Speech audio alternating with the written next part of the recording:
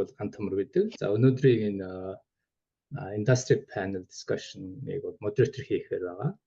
Манай SMR буюу American Institute Монгол Эрдэмтэн судлаачдын нийгэмлэгээс зохион байгуулж байгаа энэ нэг одоо ивент байгаа. Тэгээ энд одоо оролцож байгаа манай гурван гишүүдтэй одоо баярлалаа. Ариун гэрэл доктор, энх цэцэг доктор, цэцэг доктор баярлалаа. За тэгээд миний хувьд бол өөрийгөө одоо танилцуулах юм бол одоо энэ DC Howard Institute судлаач гэдэг химийн эмийн чиглэлийн зөөгч байдаг полимер синтез гэдэг ийм судалгаа хийдэг судлаач байгаа. За тэгээд хэдүүлээ одоо нэг өөрсдийгөө товчхон танилцуулъя явъя. За би эхлээд яг товчхон бас оролцогчтой бол танилцуулъя гэж бодож байна. За ариун гэрэл докторийн хувьд бол одоо Eagle Force Associating компани Senior Director for Clinical гэдэг одоо ахлах захирлын албан хашдаг юм хүн байгаа. 2018 оноос хойш энэ компанид ажиллаж байгаа ийм туршлагатай судлаач байна.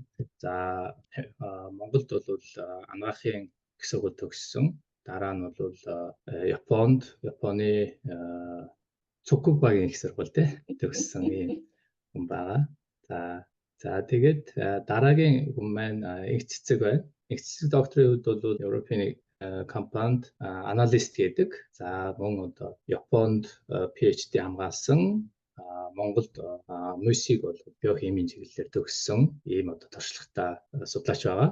За цацрал докторийн хувьд бол одоо Dow Chemical компанийн ахлах судлаач гэдэг. За Америкийн нэгдсэн улсын University of Michigan энд бол химийн инженерээр бакалавр хамгаалаа. Дараа нь бол University of California Santa Barbara бол PhD хийсэн байгаа. Тэгэхээр бас химийн инженерээр PhD хийсэн. Тэгэхээр химийн инженерийн чиглэлээр энэ химийн компанид ажиллаж байгаа аюул тийм туршлагатай химч инженер хүн байна. За тэгээд манаас оролцогчид маань өөрсдөө бас өөрийнхөө талаар товчхон за мөн одоо компанийхаа талаар ямар ажил хийж байгааг товч танилцуулаад ингээд явъя гэж бодож байна. За ариун гэрэл эхлэе явуучих. За тийм. За баярлалаа. Тэгээд өнөөдрийнхөө шлогод урьж оролцуулж аваад бас маш их баярлалаа. Тэгээд миний танилцуулгыг бүрэн хийгээд өгчлээ нэмэгт бол баг алга. Би яг суурь судалгаа академикт болж 8-9 жил байсан. Тэгээд хөвчлэн radiation biology гэдэг туяа зүйн имчилгээний суурь судалгаа хийлдэд оролцож байсан. Энэ дээрээ бол яг судалгаа хийхгүй, индастрид оролцоод явж байгаа яг тийм нарийн бол судалгаа бенч хийхгүй байгаа. IT гэдэг ер нь development хийгээд хөгжүүлэлтэнд оролцоод би бол код бичихгүй л зэрэг хариуцаад ер нь бол project managing талын ажил хийгээд явж байгаа. За, эксцэг доктор. За, би Мойсег биотехнолог, микробиологоор төгссөн. Тэгээд одоо Illinois Eurofin гэдэг компанид research analyst хийж байгаа. Манай компанийн хувьд гэх юм бол environmental testing хийдэг компанигаа орчны үнэлгээ, шинжилгээ, анализ хийдэг тийм компанид ажиллаад одоо 2 жил болж байна. За, цацрал доктор. Миний болохоор бүгдээрийн баг education health таны бүгдээрийн тайлбарчлаа. 2012 онд хамгийн анх Америкт ирсэн. Тэгээд Америкта байгаа. Мичиганд амьдарч ирсэн. Калифорнид PhD хийгээд тэгээд одоо болохоор Техасын Хьюстон амьдардаг. Dow Chemical Company гэдэг том химийн үйлдвэрт ажилладаг байгаа. Манай компани болохоор одоо business to business гэх тийм компани. Одоо хүмүүсийн сайн мэддэг одоо Procter & Gamble, Nike-ийн готолч гэх юм уу. Одоо ингээд янз бүрийн машины үйлдвэрүүд тэднэрт одоо яг үндсэн яг химийн raw ingredient хийгээд тийм компани байгаа. Миний судалгаа болохоор heterogeneous catalysis field catalyst судалдаг. Манай компани нэг давуу тал нь болохоор нэг нэлийн том компани болохоор бусад компаниудтай өрсөлдөөнөө ингээд байрч байхын тулд инновац хийх тал дээр айгүй анхаарал хандуулдаг. Тэгээд том research судалгааны төвүүдтэй. Тэгээд би бас нэг гайхажсэн юм нэг PhD-гээ дуусаад Dow-д ороод яг миний PhD-гийн ажил болохоор бас яг industry collaboration-тэй байсан байхгүй. Exxon-тэй ажиллаж исэн, Chevron гэдэг компани Chevron-тэй ажиллаж исэн. Тэгээд ерөнхийдөө сурсан болохоор энэ том компаниуд амар судалгаанд анхаарал тавьд юм байна. Одоо академи зөвхөн академи биш одоо том компаниуд ч айгүйх ингээ хөрөнгө зарцуулаад ингээд state of the art-ийн судалгаа бас хийдэм байна. Тийм R&D-д айгүй хөрөнгө оруулалтын байна. Ерөнхийдөө бол компанид одоо индустрид орсон ч гэсэн би ингээд state of the art-ийг судалгаа хийгээд авах боломжтой байна гэдгийг яг PhD хийж байхдаа мэдчихсэн. Тэгээд аваад одоо ороод үргэлжлүүлээд бас яг судалгаа хийгээд яг үндсэн судалгаан дээр ажиллаж байгаа. Одоо юм яа 3 жил ажиллаж байна. Тэгэхээр ерөнхийдөө нөгөө хоёртай харьцуулбал шинэхэн ажил одоо workforce-тай.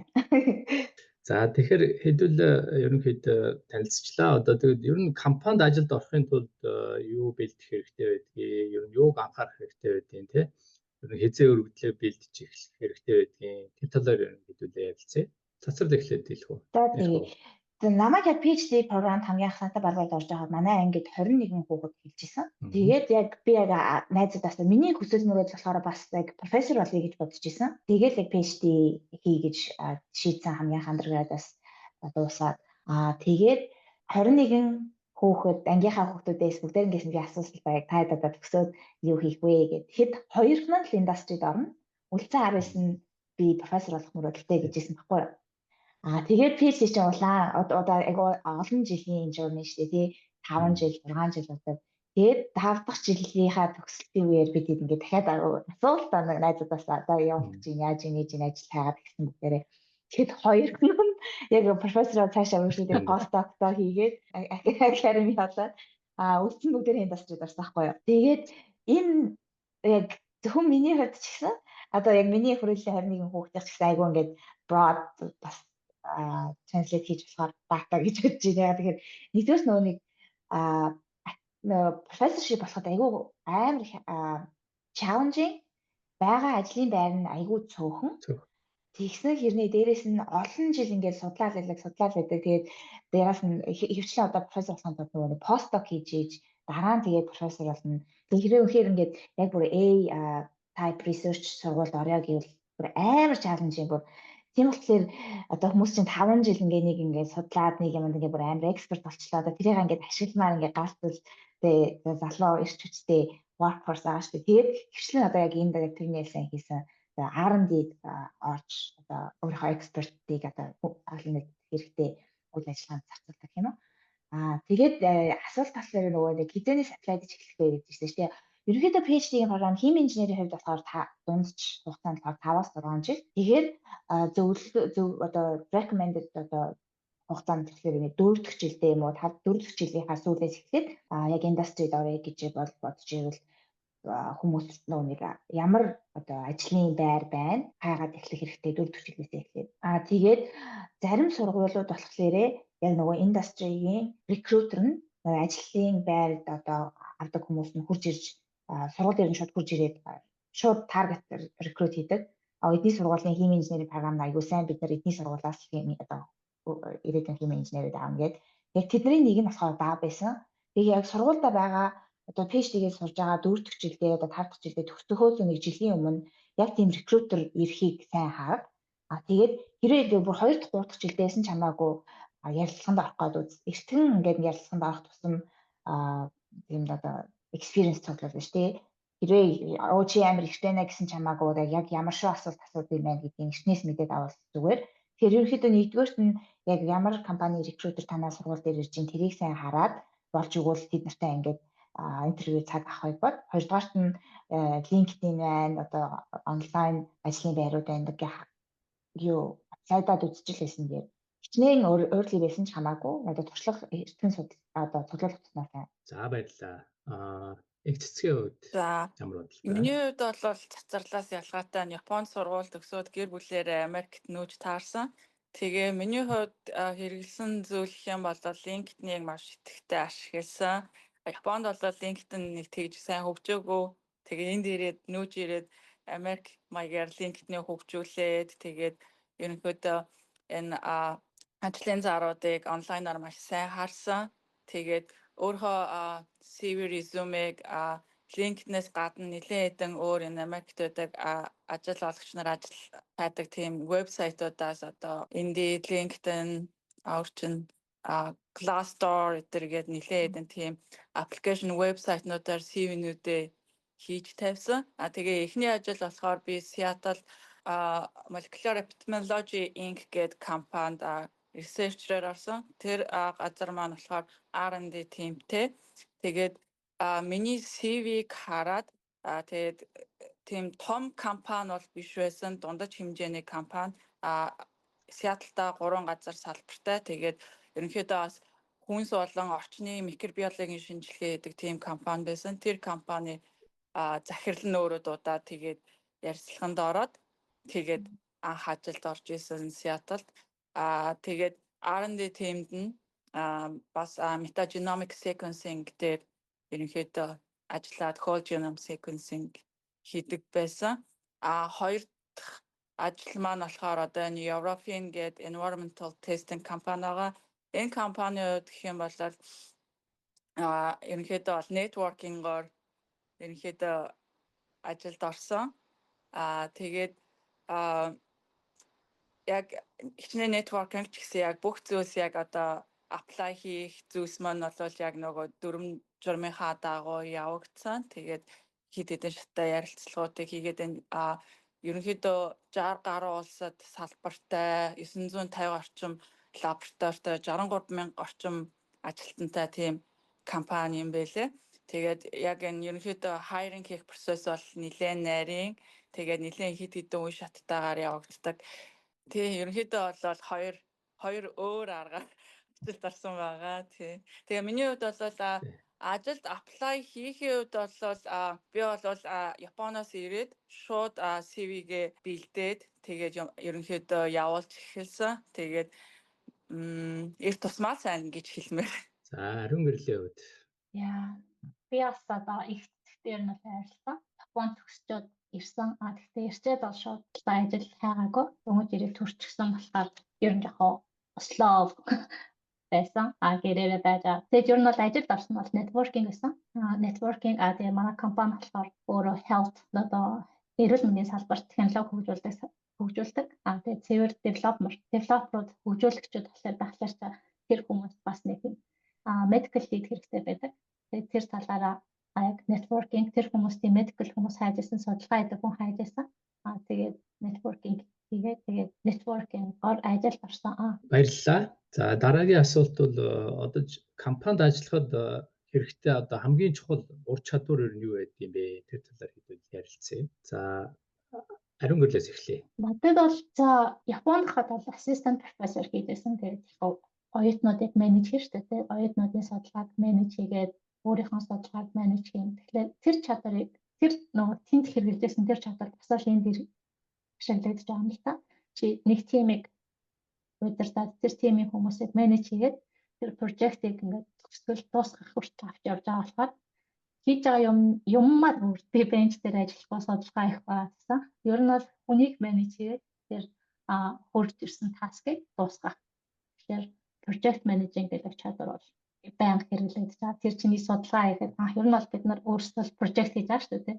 Судалгаагаа план хийгээл бүгдийн цаг нартай планинг хийгээл судалгааж тэр чадвар бол яг л ашиглагдаж байгаа. Индастри бол тэр бол айгүй чухал байсан. Тэгээд мэдээж communication skill тимийнхаа хүмүүсийг энэ хүмүүс ингээд их өөр байх хэрэгтэй. Энэ хүнийг яаж ажиллах уу гэдэг чадварыг илүү сурч эхэлнэ. Тэгээд дөнгөж ирж байгаа шинэ арай туршлагатай болсон хүмүүсийн чинь ажил ярилцахад арай өөр тэр чадварыг чи явандаа сурч эхэлдэг юм лээ. Тэр communication чадвар бол чухал байна. За цацралын хувьд. Би яг ариун гэрлийн хэлсэнтэй санал нэгж байна. Communication skill аюул чухал.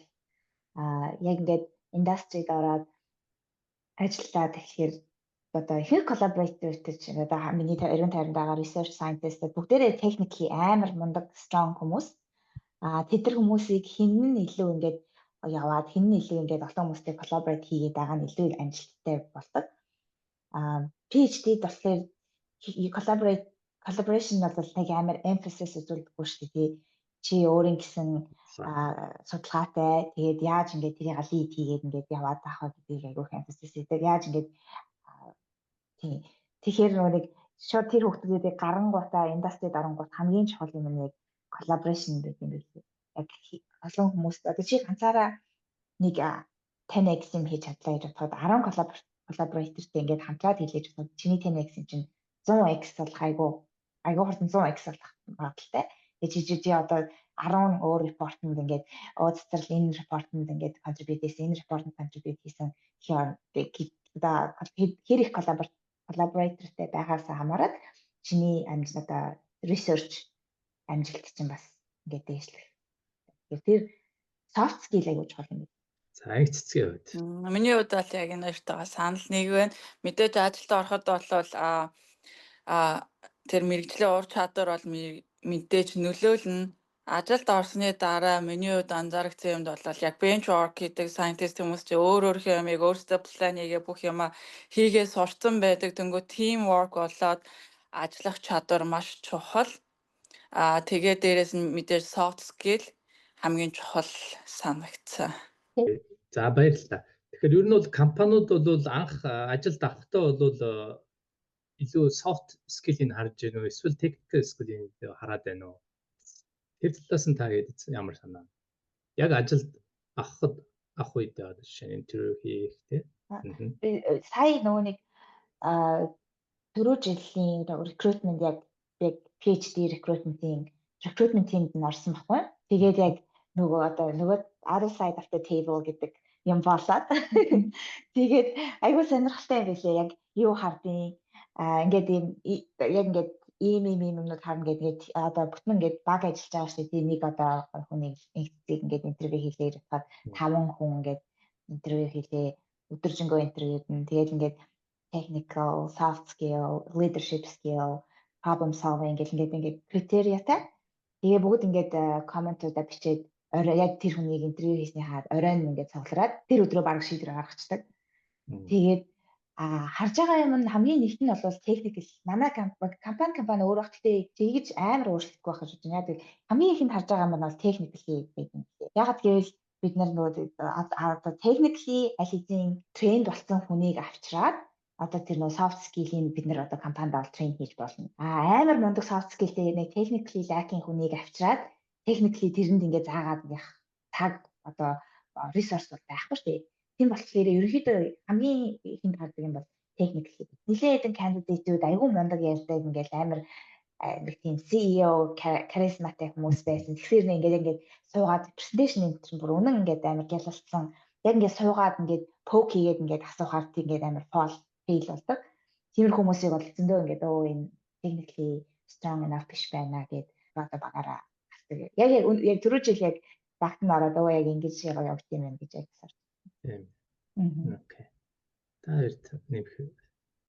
Миний анзаарснаар болохоор хоёр компанид ажиллаж үзэхэд яг хоёр компани хоёулаа миний хувьд бол хоёр өөр чиглэлээр ажиллаж байгаа компани байгаа байхгүй юу. Түүнгүүт мэдээж technical skills-ыг бол угаасаа харна тий. Яг энэ юмыг хийж чадах уу гэдэг юм бол угаасаа бүгдээрээ хэрвээ биолог бол биолог, микро бол микро биолог, молекул биолог бол молекул биологоо төгссөн basic юмнуудаа ерөнхийдөө мэддэг хүмүүс байгаа шүү дээ. Түүнгүүт тэр хүнийг ингээ бүр дахиад нарийнсан юм руу оруулахдаа тэр хүн угаасаа тэр basic юмнуудыг дахиад мэдж явах хэрэгтэй. Тэгэхээр мэдээж тэр асуултуудыг асуун. Тэгээд тэр компаниасаа хамаарад хийж байгаа ажил төслөөсөө хамаарад ерөнхийдөө тэр хүнийгээс дахиж сурах хэрэгтэй байгаа байхгүй юу? Тэгэхээр ерөнхийдөө компани бол хүнээс сургаад авдаг. Тэгээд миний хоёр ажиллаж исэн компаниудын хувьд гэх юм бол soft skill-ийг илүү харж исэн юм шиг санагдсан. Би яг нөгөө компанийнхаа захиралтай ярилцлага хийхэд бол soft skill дээр илүү анхаарч байгааг нь анзаарсан асуултнуудаас нь тэгээд хоёрт бол хэр удаан хугацаанд тууштай ажиллаж чадах вэ гэдэг юм дээр бас илүү анхаарал хандуулж байгаа нь анзаарчихсан. Яг тэгэхээр тэр хүнийг нэгэнт одоо яг тухайн компанид хийдэг зүйл дээр нэлээд сайн сургаад авсны дараа тэр хүнийг амархан бас алдаа явуулчмааргүй байгаа болохоор тууштай нэг тэдэн жил гэсэн юмыг бас их асуудаг юм байлээ гэдгийг анзаарчихсан. Хэрвээ үнэхээр тууштай ажилдаг technical skill-тэй тийм ур чадвартай байх юм бол их хайр хийх магадлал нь бол өндөр болох юм байна гэдгийг би анзаарсан. Миний хувьд баяртай санал нэг байна. Яг анх анзаарч байгаа юм бол яг авахд чи давах юм бол нэгдүгээр техникэлээ давах хэрэгтэй. Тэрний дараагийн чадваруудыг чинь үнэлдэг санагдсан. Тэгээс нь чи техникэл гэдэг юм нэгдүгээр степ чинь техникэл юм байна. Тэрний дараа бусад скиллүүд чинь хооронд нь харьцуулаад авдаг. Тэгээд яг энэ дээр бол нөгөө ямар позишн дээр apply хийж байгаасаа бас их хамаарх баг. Одоо чинь илүү senior level болоод ирэх юм бол илүү soft skill-ийг хардаг ч юм уу тий. Тэгээд жоохон одоо mid дунд түвшний ч юм уу доод түвшний илүү technical skill-ийг хардаг бас байж магадгүй. Тэгээд энэ бол компаниас бас хамаарх л та. Тий. Баярлалаа. Дараагийн асуулт нь болохоор ер нь одоо Америкийн нэгдсэн улсад компаниудын одоогийн нөхцөл байдал таны бодлоор тэгээ ялангуяа танаа чиглэл чинь одоо ямар хандлагатай байна тий? Цаашаа илүү өсөх хандлагатай байна уу? Эсвэл одоо ямар хувь байдалтай байна? Тэр талаар нэг жоохон батлах юм. Манай компани бол эрүүл мэндийн салбар чинь маш олон салбар байна. Тэр салбар болны аль нэг хэсэгт нь одоо технологи хэрэгтэй бол тэр технологиг хөгжүүлэх тийм ажил хийдэг компани. Тэгээд одоо л мэдээж AI гараад ирсэн. Тэгээд эрүүл мэндийн салбар гэдэг бол одоо бүх бизнесүүд чинь тусдаа бизнес болоод хоорондоо ердөөс уялдаа холбоо аль асуулт хүний мэдээллийг хэмжүүлэхгүй гэсэн тийм бизнесүүд байдаг. Тэгээд тэр хооронд маш олон ингэ жижиг хөгжүүлэх салбарууд байна. Тэгээд тэр хөгжиж яваа эрүүл мэндийн салбар дижиталайз болж байгаа. AI маш их хүчтэй төрөн орж ирж байгаа. Тэгэхээр манай салбарын хувьд бол нэгэн хүмүүсийн анхаарлыг татсан том салбар байгаа. Thanks. Манайч одоо миний хоёр ажилласан компаниуд бол яг B2B ажилдаг тийм компаниуд байгаа байхгүй юу. Тэгэхээр мэдээж энэ салбарт бол клиентууд маш их байгаа. Тэгэхээр ер нь бол ойр хэдэн жилдээ болол илүү л одоо өргөжих маягтай юм шиг харагдаж байгаа. Тэгээд бидний хувьд гэх юм бол энэ клиентуудын шаардсан ямиг одоо хэр хурдан хугацаанд turnaround time-ыг одоо хурцгах тий шин одоо assay технологиудыг нэвтрүүлэх гээд ерөнхийдөө бол хийх ажлууд маш их байгаа гэж харж байгаа. Тэгэхээр тийм орчин үетэй хөл нийлүүлээд ерөнхийдөө бол яг миний ажиллаж байгаа нь одоо food and environmental testing компаниудад бол Америкийн хувьд бол ер нь бол байнгын байх. Тэгээд Америкийн одоо стандартууд одоо янз янзын юмнууд байдаг юм байлээ. Тэднийг дагаж биелүүлэх хууль журмууд нь бас их хатуу байдаг юм шиг байлээ. Тэгэхээр яг ийм тестинг компаниудын хувьд бол орон зай том багтаамжтай тийм гэж харагдаж байгаа. Цацралын Ийм компанийн хувьд болохоор DAO болохоор одоо яг нөгөө нэг санхүү одоо ихэнх компаниуд санхүүгийн хард хийж байгаа шүү дээ тий. Яг тэгээд эхлэнгуут research нь хамгийн эхлээд бажеттай кат хийж эхэлт юм байлээ. Компани ингээд даяараа одоо хамгийн хэцүү цаг үед хаана одоо research бол яг одоогийн байдлаар ямар ч profit оруулах байгаа шүү дээ. Тэгээд future investment одоо компани амар хэцүү болоод эхлэнгуут research-ийнхаа бажетыг жоохон хасаад яг чухал яг энэ бол биднийг цаашдаа ингээд 20 жилийн дараа биднэрт мөнгө авчирна гэсэн research-үүдээр фокуслаад илүү одоо нэг амар exploratory ажлуудад тогтоогоод DAO-ийн хувьд болохоор айгүй олон дэлхийд даяар сайтуудтай. Тэгээд тэднийг харж агаад яг хаана хамгийн их profit олж ийн хаана ингээд loss болоод байна гэдгийг харж агаад бас яг ингээд санхүүгийн хэцүү үед зарим сайтуудаа бас хаад эхэлсэн юм билий. Одоо жишээлбэл Европт одоо химийн үйлдвэр ажиллагаад айгүй хэцүү болж байгаа. Нэг energy айгүй үнэтэй зөвхөн DAO гэлтгүй Exxon, BASF гэдэг одоо competitor компаниуд ч гэсэн айгүй одоо яг ялангуяа яг одоогийн байдлаар санхүүгийн хэцүү цаг үед клиентуудаа хааж байгаа бүр ингээд operation shutdown болж байгаа үйл ажиллагаанууд Европт бол нэлээд их болж байгаа. Хоёрдугаарт нь хамгийн одоо DAO-ч гэлтгүй ер нь химийн үйлдвэрүүдийн харж байгаа нэг path to zero гэдэг илүү одоо sustainable маягаар яаж химийн бодисуудаа гаргаж авах уу. Тэгээд одоо жишээлбэл манай компани хэд одоо ингээд пластик яг ингээд raw pellet-ийн одоо энэ компанид өгч байгаа байхгүй юу. Тэгэхээр одоо consumer одоо их хвчлэн ингээд sustainable recycled plastic гэдэг 10 цент төлөөж чамаагүй илүү сонирхолтой болсон. Тийм болохоор клиент нь одоо химийн үйлдвэр нь хичнээн одоо илүү их мөнгө зарцуулж байгаа ч гэсэн одоо recycling гэдэг юм уу эсвэл renewable energy гэдэг юм уу тиймэрхүү маягийн DAO дотороо бол явж байгаа. За баярлалаа. За дараагийн асуулт болохоор ер нь бол одоо том болон жижиг компани ялгаа ер нь ямар хувь байдаг юм бэ? Тэр талаар та яд санаа. Миний бодлоор бол инх цэцэг нэлээ бас ерөнхийдөө хоёр компани ажилласан учраас мэдээлэлтэй байж магадгүй гэж байна. Миний анзаарснаар бол тийм айхтар том ялгаа миний хоёр ажилласан компаниуд бол байгаагүй.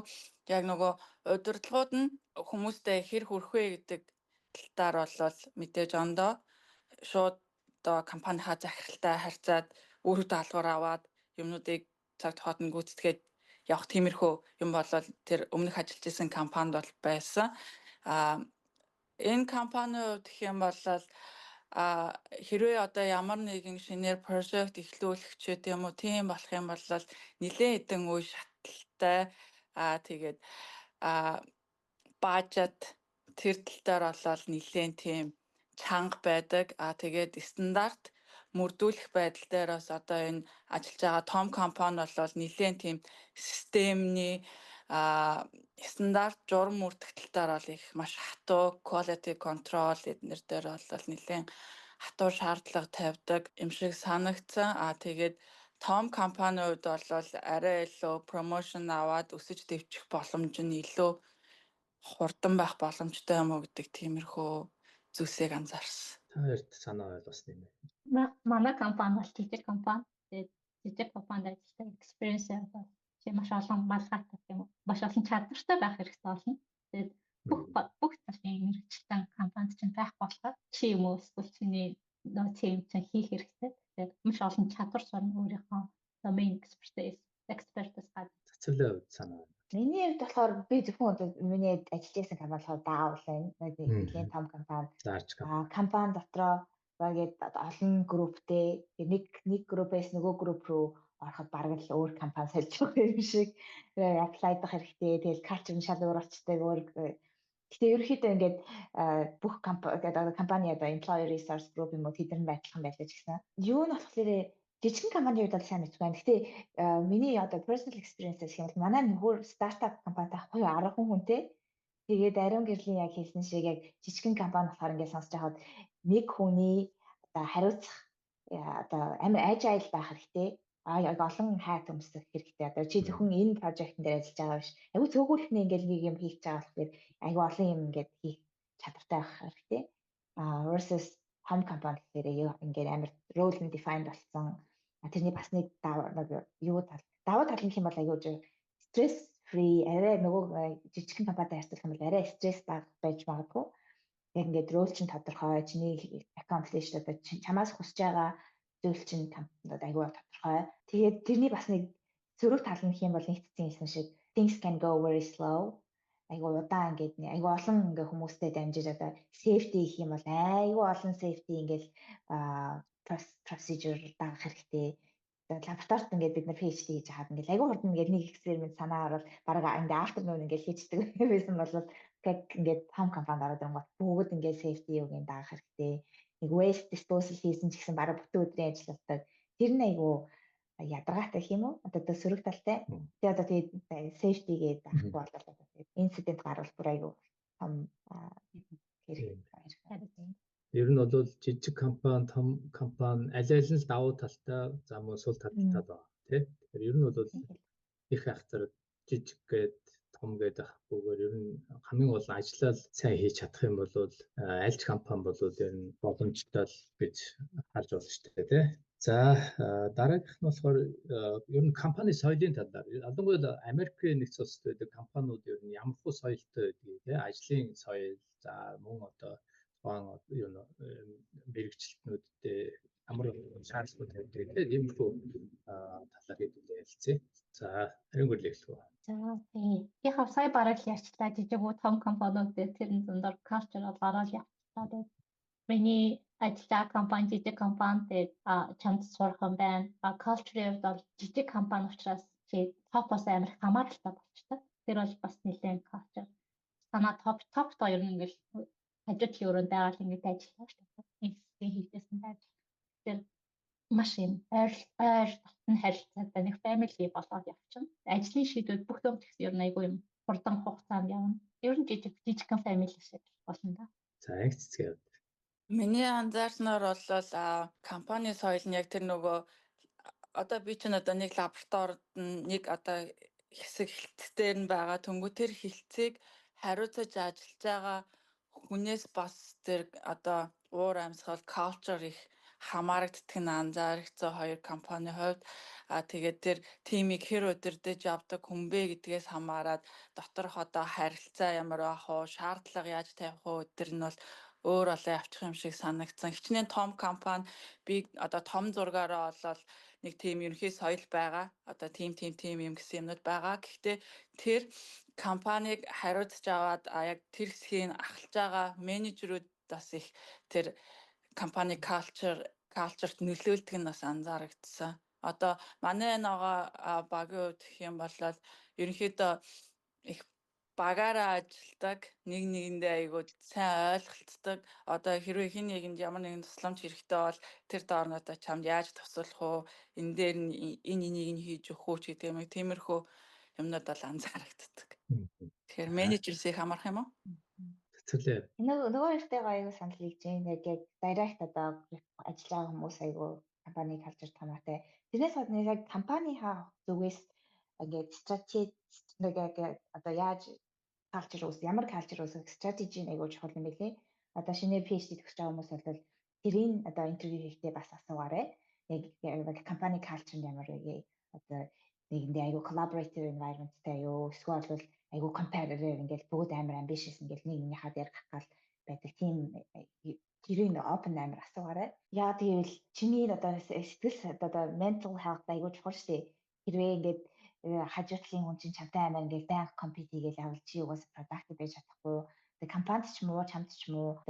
Хэрвээ чи ингээл айгу ингээд flourishing ингээд өөнд ингээд би өсч хөгжөөд айгу зөвхөн ингээд компани ингээд ажиллаад байгаа ш. Би бас өөртөө энэ компанид давхар ажиллахад басаар өөрөө өөрийгөө хөгжүүлэхэд ажиллаж байна гэсэн мэдрэмжтэй компани хувьд ч гэсэн миний хувьд ч гэсэн амар win-win болно.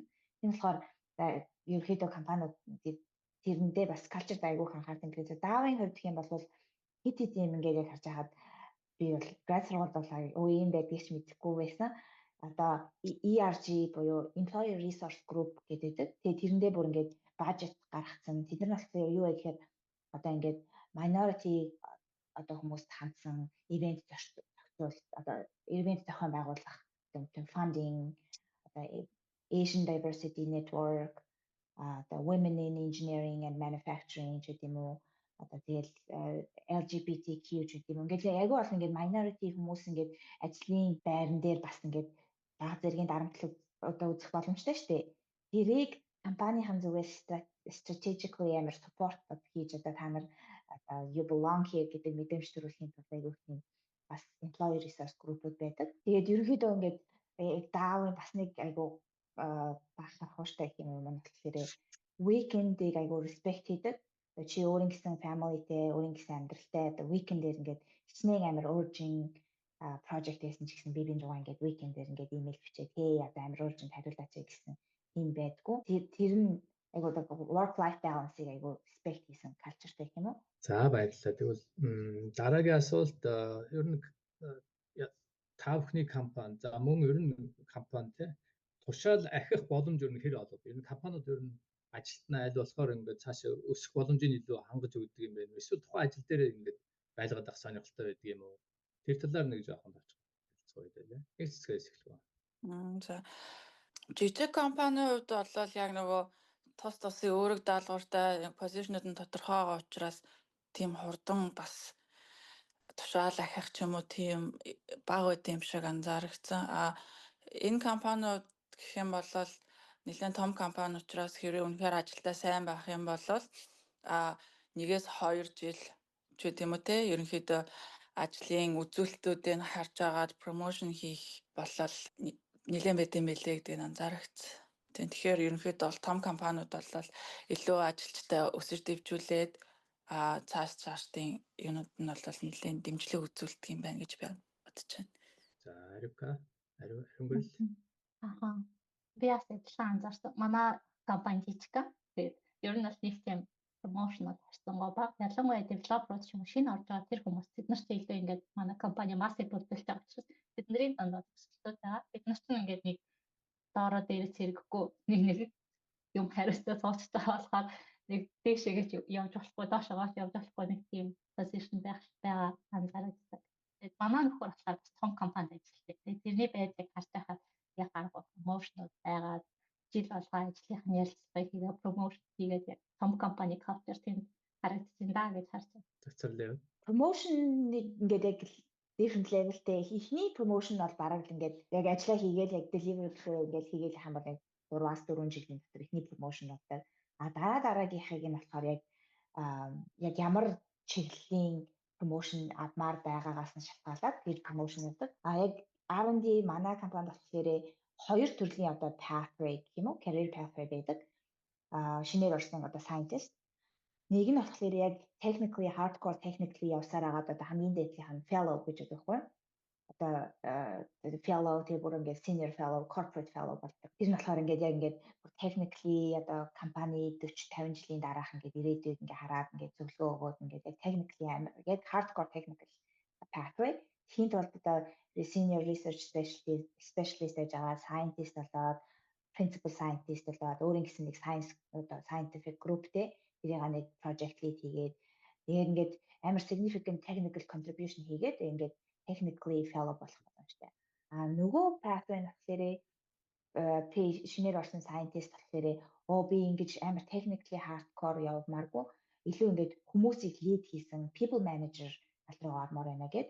Тийм бол одоо R&D director болох юм уу? R&D corporate R&D director ингээд дэшегээ явах боломжтой. Яг ингээд ягаад corporate R&D PhD яг technically PhD backgroundтай байх хэрэгтэй гэхээр тэр хүмүүс ч одоо миний boss гэх юм бол химийн PhD хүн байгаа. Миний ярьж байгаа амиг одоо ингээд цэцэрлэг contribute хийж гэнэ үгүй вэ нөө альсвал зүгээр амар юу болоод байгаа яг ингээд detail мэдэх хэрэгтэй шүү дээ. Ихийн тулд нэг амар technically strong байх хэрэгтэй. Дээрэс нь people leadership хэрэгтэй. Тэр ингээд хоёр pathway. Яг харж байхад болохоор people leadership-ээр явсан хүмүүс promote хийх нь айгүй хурдан. Ингээд дэшээ гээд гараад шууд ингээд people leader болоод жижигхэн багтаа болоод дараа нь ингээд senior R&D leader болоод дараа нь R&D director болоод айгүй хурдан. Technical leadership fellow pathway болохоор бас нэлийн удаан явдаг. Principal fellow, principal scientist болоод нэг бараг 8-9 жил болсон ч тэр ролдо байгаа л байх байгальтай. Тэгээд бараг 14-5 жилийн дараа нэг fellow болох магадaltaй. Тэгээд бас нэг юуных нь people leader нь хичнээн ингээд хурдан ингээд hop хийгээд ингээд promote болоод байгаа ч гэсэн аюултай нь одоо ингээд budget cut болоод одоо financially ингээд хэцүү цаг үе болоод ирэнгүүт хүмүүс ингээд lay off болдог шүү дээ. Одоо компани ингээд хэцүү financially хэцүү байна. Хүмүүсээ ингээд хэрэггүй хүмүүсээ lay off хийгээд people leader-үүдээсээ хасаад эхэлдэг.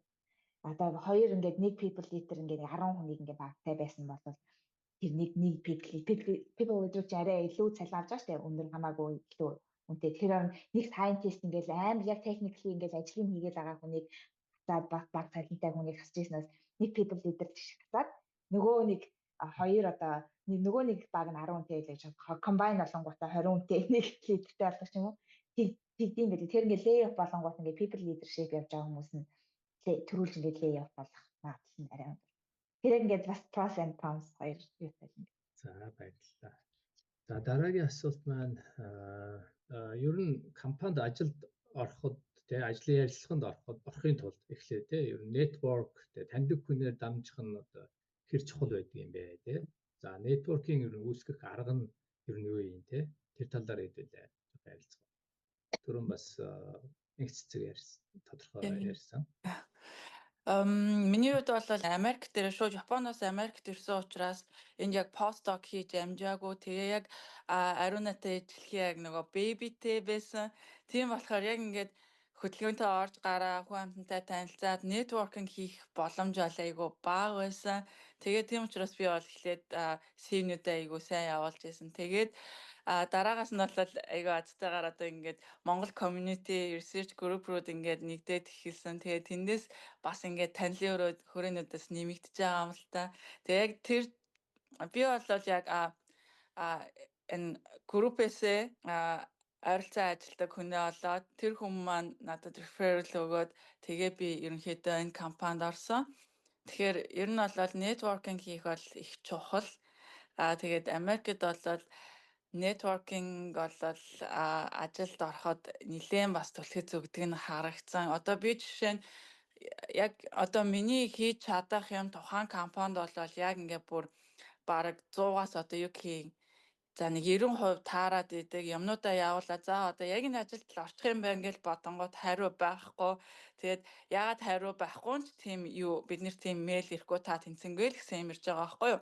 Тэнгүүд одоо referral-аар аваад явуулах юм бол миний CV-г одоо тухайн одоо менежерчүүд юм уу те өдөрт халбан тушаалын хүн эсвэл тэр лабораторийн хүнд ерөнхийдөө шууд очиж байгаа. Тэгэхээр би ингээл маш удаан хугацаагаар ингээд юмнуудаа бүх шат дараалалаар нь явуулаад хахад тэр менежерийн төвшөнд болол очих боломж зарим үед их бага байгаа анзаарэгдсэн. Тэгэхээр хэрвээ нэтворкингоороо юмаа хийх юм бол тэр хугацааг олвол богиносгох боломжтой юм шиг санагдсан. Тэгэхээр ерөнхийдөө бол ажилд ороход бол нэтворкинг маш чухал.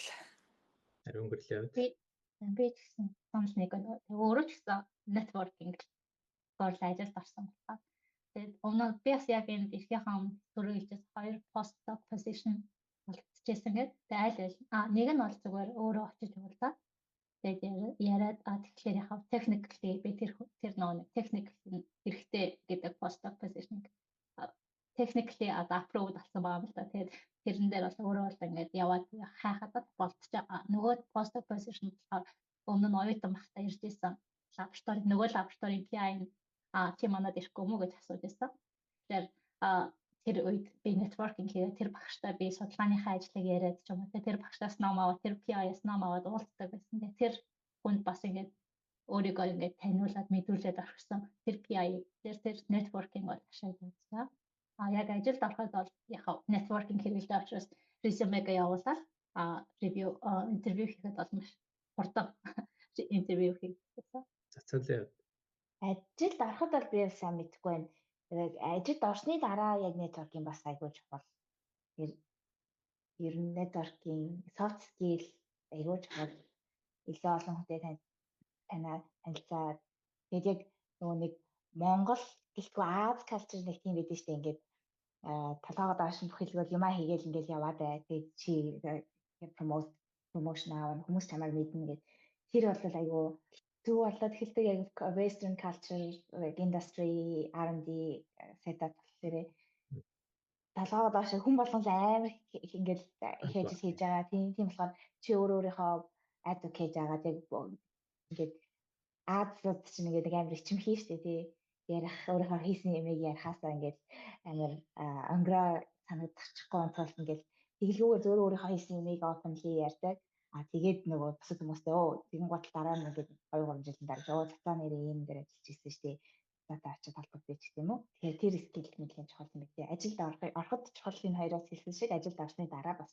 Тэгээд би бас нэг ажилд нэг удаа Японы судалгаа хийдэг хүмүүс хоорондоо нэг хурал цагаан байгууллага тэнд нь оролцоод ингээд байдлыг ингээ харж байгаа. Тэндээс ирж PI-д байгаа. Тэгээд бас ажилд авъя гэсэн ажилд орё гэсэн пост аггүй тийм ингээд ирээд амар сайн networking хийдэг байхгүй хоорондоо. Тэгээд шууд ингээд яриад манай team хүн баа чи тэрийг авахгүй. Тэгээд зөвхөн 2 PI хоорондоо ярангаа өөрийнхөө постыг дараагийн ажил руу ингээд интернет танилцуулаад явж байдаг. Тэгээд networking бол айгүй чухал. Чи байхгүй байсан гэсэн чиний чадварыг танаа PI мэдчих хаад өөр хүн танилцуулаад явж байгаа боломжтой. Яг энэ дээр зүгээр нэмээд асуугаад одоо жишээ нь төрөнд дурдсан networking одоо үүсгэх арга тэгээ одоо ямар байвал одоо жишээ нь тэр хүнд үнэлэгдээд те том хүнээр ингээд referral аваад цаашаа явах боломж байгаа. Одоо жишээ хүн болгоны дэх боломжгүй шүү дээ ер нь. Тэгэхээр яг ямар арга хэрэглэх тэрнээс гадна ямар чадвар байх хэвээр ер нь ямар байх хэвээр тэр талаар нь жоохон ярих байх тийм ээ. Миний хувьд бол яг энэ Америк дээрээ таних хүн айгу бага байсан. Тэгээд энэ Монгол судлаачдын маань групп нэгдээд ажиллаа явуулж эхлэе. Тэгээ өнгөрсөн жил ерөнхийдөө нэлээд сайн Монгол эрдэмтдтэйгээ networking хийж чадсан. Тэгээд бас тэрний маань ач буянд байгаа.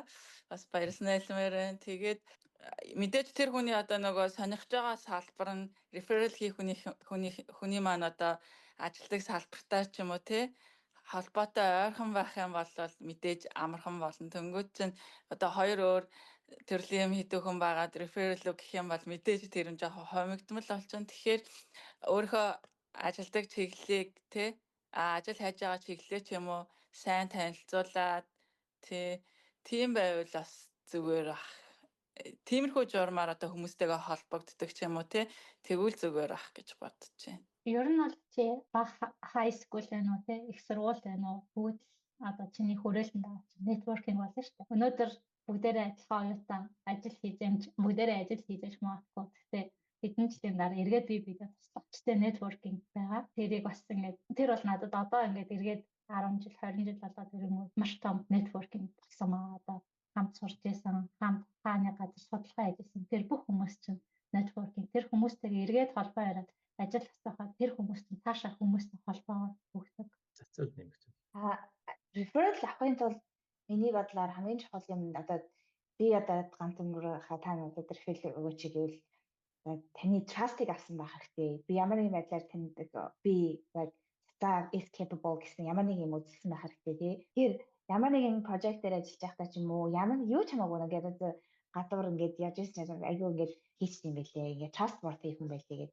Тэр хүний одоо trust-ыг авах айгүй чухал юм уу? Тэгээд тэгэхгүй одоо зүгээр танихгүй хүн очиад одоо ингээд намайг ишээ refer гэдэг үг чинь refer хийвэл ах та гэхдээ ингээд амар ингээд passionate refer хийхгүй ш тий. Одоо энэ нэг хүн байгаа энийг resume-г нэг хараач тусалж магадгүй л гэхдээ яг тэрний оронд энэ бас айгүй мундаг айгүй hard working ингээд яг өгсөн даалгавар ингээд яс хийчдэг ингээд хичээл зүтгтэй юм байгаамаа гэвэл төлөө ингээд арай хүчтэй байна.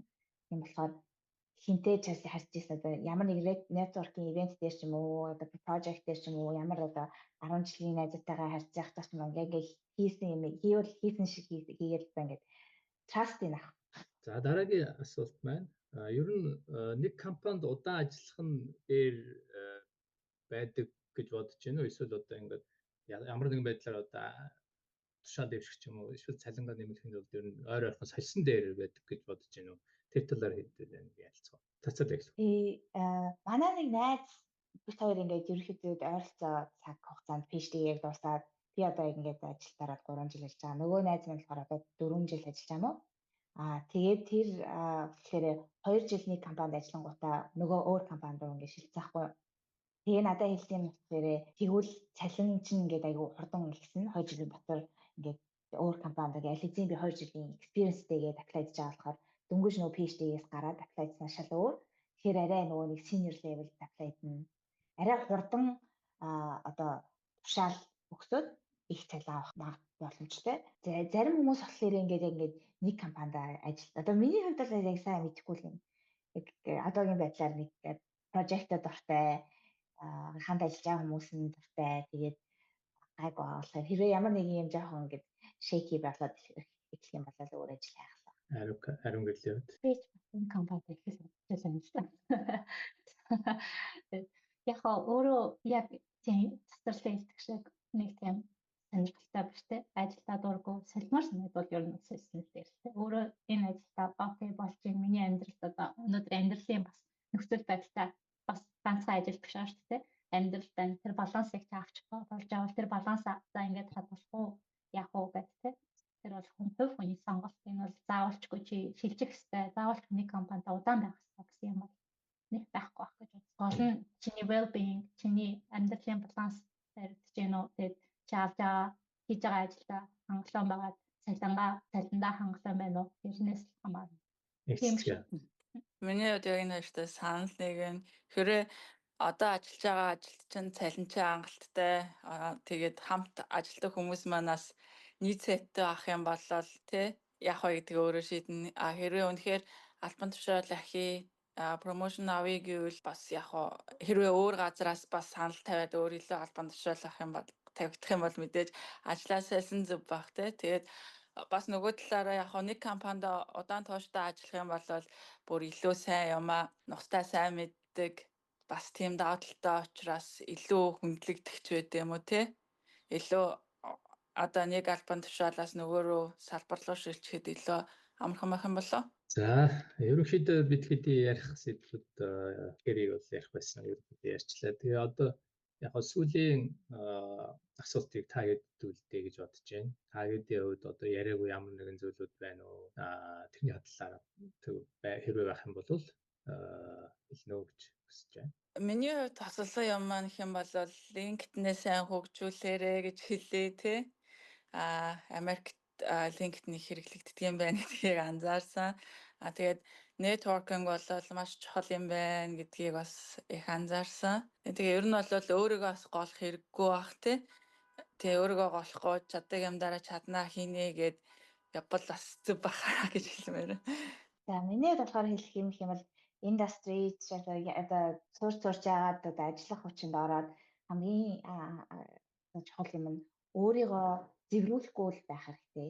Одоо яг ихтгэсэн шиг LinkedIn-ийн апдейт хийгээрэй гэдэг шиг резюмегээ байнга апдейт хий. Хичнээн нэг компанидаа ингээд би удаан олон жил болно гэж бодсон байсан чамаагүй ингээд яаж резюмегээ ингээд сайжруулах уу? Ямар шинэ скил сурах уу? Одоо ингээд боссоос асуудаг юм ийм сургалтын байна. Яаж явах уу гэд зөвхөн тэр компанид чи ажиллаж байгаа биш чи өөртөө одоо хэдэн жилийн турш ажиллаж байгаа гэдгийг байнга санаж яваарэ.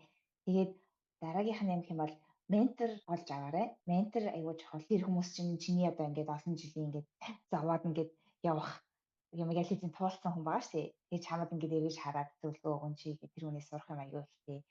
Тэрний яран гэрлийн ярьж ирсэн нөгөө нэг PI-нууд нь цуглараад ингээд post-doc ингээд advertise хийдэг гэсэн шүү. Тэр нь болохоор нөгөө нэг спонсор гэдэг юм билийн чи би саяхан сурсан нөгөө нэг яг ментор болохоор одоо чамд одоо юу хийхийг ингээд зөвлөдөг хүн. Спонсор болохоор чиний тухай ярьдаг хүн. Чамайг байхгүй чиний тухай ингээд advertise хийдэг хүн. Яг хүн болгонд нэг ментор, нэг ядаж нэг ментор, ядаж нэг спонсор хэрэгтэй.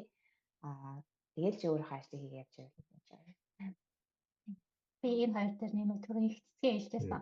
Өөрийгөө битгий голоороо гэдэгжсэн тий. Тэгэхээр одоо LinkedIn-ийн зарууд бол маш юм амар олон чадвар шаардсан гэдэг. Тэр их одоо бүгдийг чаддаг байх боломжгүй байхгүй. Ялангуяа ингээд тэр өөрөө ингээд оролдож үзэхгүй би энийг чадах бах. Би энийг чадаж магадгүй. Нэг удаа ч гэсэн оролдоод үзсэн мавал ер нь бол хичээд би хийжсэн ингээд хэлэх хэрэгтэй. Ер нь тэгээд цаашаа чи хийгээд чадна, орсныхаа дараа чадна гэдэг ихтэй эрсэрэндээ ингээд одоо өөрийгөө хөгжүүлээд явах хэрэгтэй. Цацралын хэлтгтэй ч гэсэн адилхан. Технологи маш хурдан хөгжиж байгаа. Мэдээлэл маш их сайн хурдтай апдейт хийгдэж байгаа.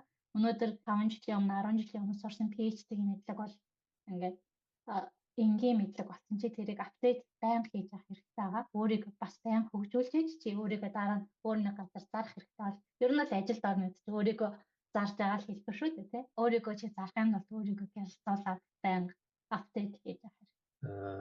За тэгэд зүгээр яг хамгийн сүүлийн би бас гинт нэг санаа зүгээр асуулт гараад ирлээ.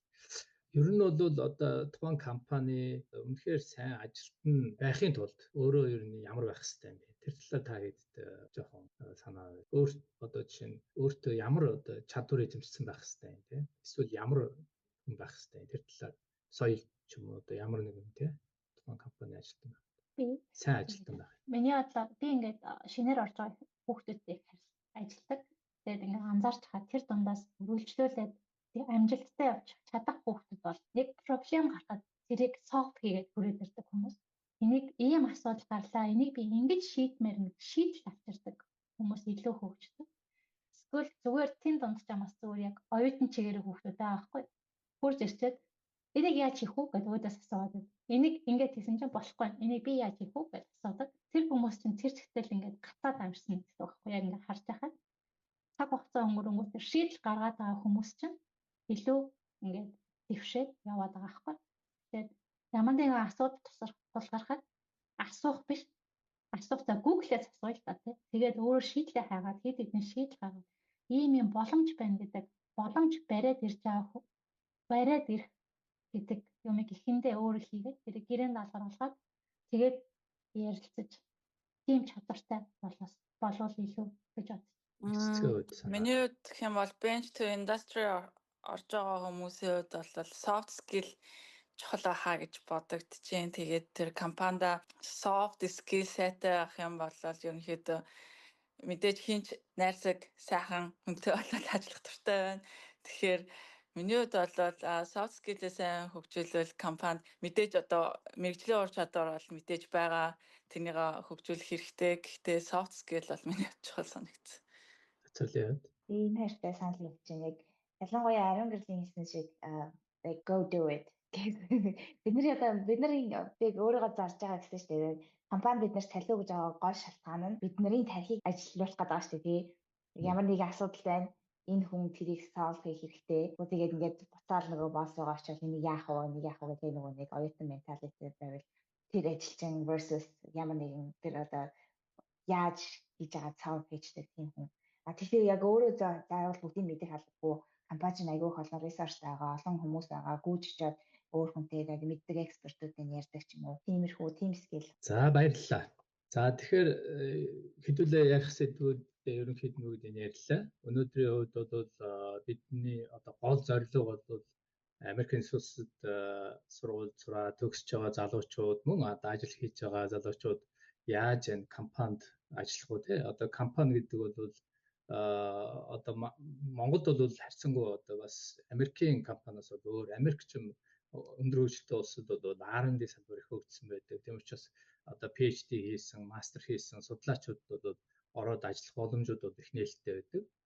Тийм учраас одоо ирээдүйд Монгол залуучууд энэ Америкт сураад төгсөөд магадгүй Монголоос ч гэсэн apply хийгээд энэ Америкийн зах зээл дээр ороод ажиллахад боломжууд хэр байдгүй, яаж ажиллах вэ? Тэгээ ийм туршлагаас бол хуваалцсан хайтайхан гоё яриа болсон гэж бодож байна. Тэгээ ер нь бол Америкийн сүнслэг Монгол эрдэнэт судлаачдын нийгэмлэгийн одоо зорилго бол нэг зорилго бол энэ байдаг. Ер нь бол залуучуудтай аль болохоор дараагийн одоо ажилд орох ч байдаг юм уу? Эсвэл одоо хөгжтэй бишг сурч болсоход нь илүү туслая, network үүсгэе, хооронд нь ингээд холбоо үүсгэе. Ийм зорилготой ер нь үйл ажиллагаа явуулдаг. Тийм учраас энд бол их хэрэгтэй ийм блог болсон гэж бодож байгаа. Тэгээ та бүхэндээ баярлалаа. Баярлалаа. За баярлалаа. Баярлалаа. За баяртай. Баярлалаа. Баяртай.